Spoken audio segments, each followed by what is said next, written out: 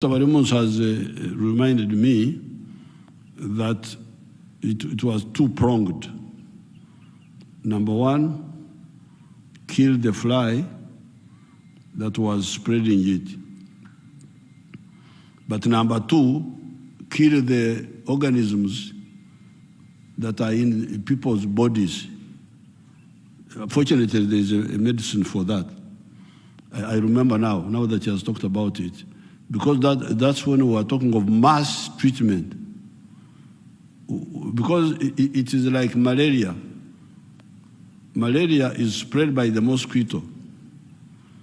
But if we did not have malaria parasites in our bodies, even if the mosquitoes beat us, they would have no plasmodium to spread. So in this case, the treatment, you treat the people so that they don't have the disease in them. So that even if this fly bites you, it has no organism to spread. But also we kill the fly itself. So I think these are old cases, and as Dr. Tavarimus is saying that they are working on getting solution for the old cases. Your Excellency, through the Ministry of Northern Uganda, we formed a task force. And I'm happy to report that recently we decided to give support to homes instead of putting them in centers where they used to be.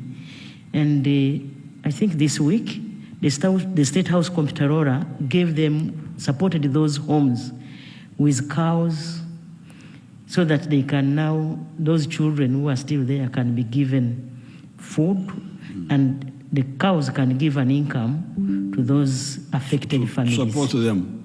Yes. Now, on the girl from Rukunjiri, about wetlands, the people who were in the wetlands, whom I told to get out and they got out, I'm very glad to hear about that. I asked the Prime Minister here to get in touch with that girl who was speaking, the reporter, so that she can show us those families, and also talk to their RDCs, maybe they know. The ones who get out of the wetlands, we shall see how to support them, give them alternative livelihood. Alternative livelihood. In some of the areas, if the wetlands have got wide plains, we can even help them develop fish farming near the wetlands, not in the wetland itself, but on the periphery of the wetland, or give them alternative livelihood. The Prime Minister will follow it up with you, the girl who was speaking on the TV. Now, the one from Arua, I will ask the Prime Minister to check, but I think I had been told that the section of the road from Nebi to Oruyo was being reconstructed. That's what I think. But the Prime Minister will check and come back to you on the radio. The one of Koboko Moyo, that one we are going to tarmac it. But it's still Maram, but it is due for tarmacking. And when I was last in that area, they were already tarmacking Atiak, Zaipi, Ajumani, I think all the way to Moyo. That one was already being tarmacked. So what is remaining to be tarmacked under the refugee support program is the Koboko, Yumbe, Moyo. Now, the Prime Minister will check how far that one has gone, and if it is still delaying, at least they can work on the Maram, so that the Maram is in good condition. Mutukura Market, I don't know what is the story about the Mutukura Market. The Prime Minister either will answer or will check and answer you later. Your Excellency, Mutukura Market was brought your notice last year. No, this year in May. They wanted land? Yes, and land you have given them 204 hectares, and the Minister of Lands has already gazetted that land. They wanted land from the Sango Bay land.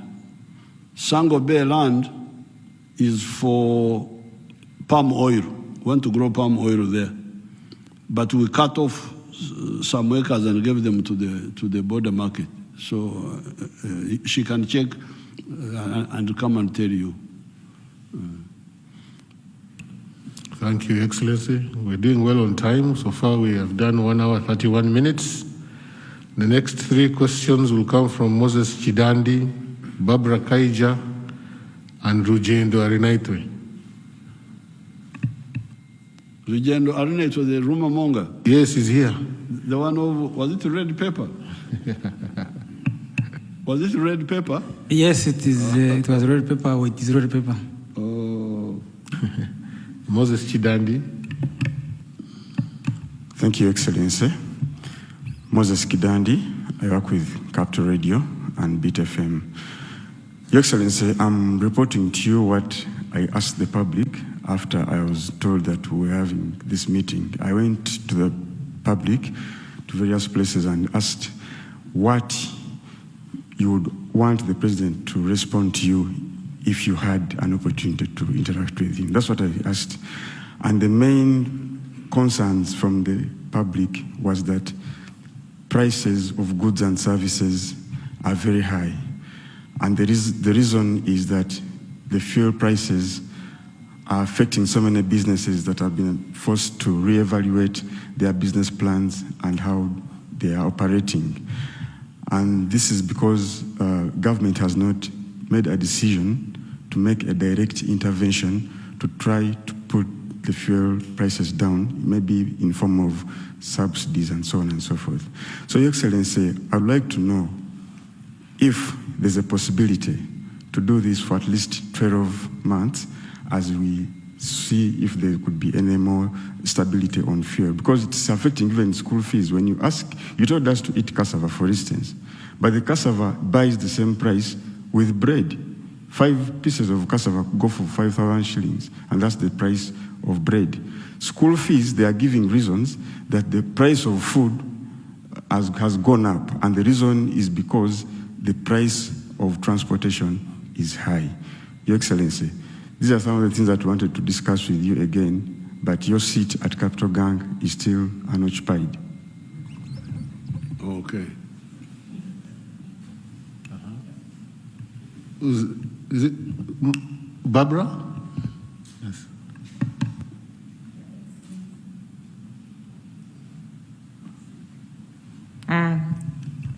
Your Excellency, thank you very much for the opportunity. I'll ask about the Congo, Eastern Congo. The question remains a top security priority for the East African community, with the regional forces deployed to pacify the region. In one of the recent resolutions, it was resolved that all the foreign militia groups should return to their countries of origin.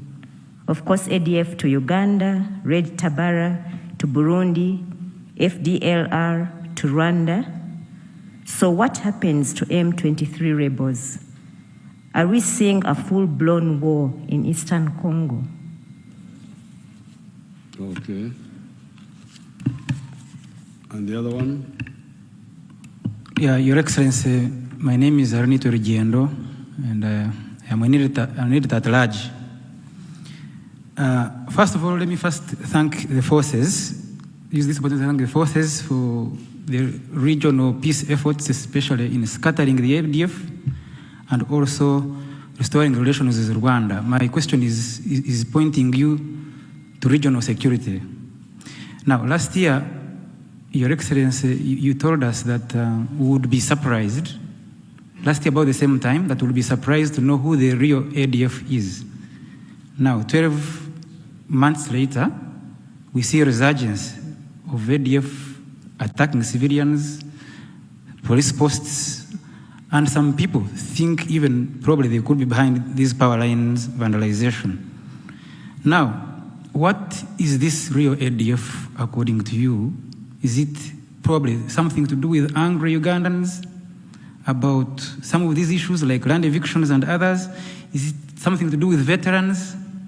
Is it something to do with geopolitics or internal sabotage in your government?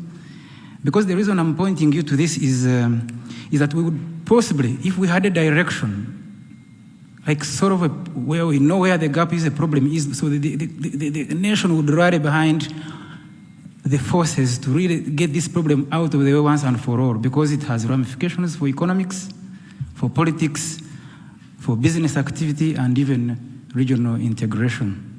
Thank you very much. Okay, 1 minute, let me come back.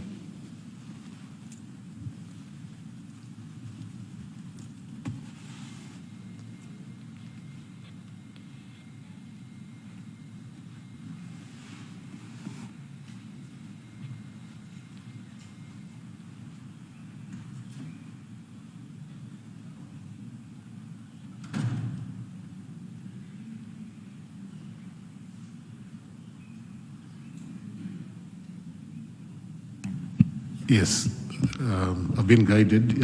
For those who want to stretch a bit, please use the opportunity. For those who want to places of inconvenience, I think it's right through there. You can quickly go and stretch yourselves, and thank you.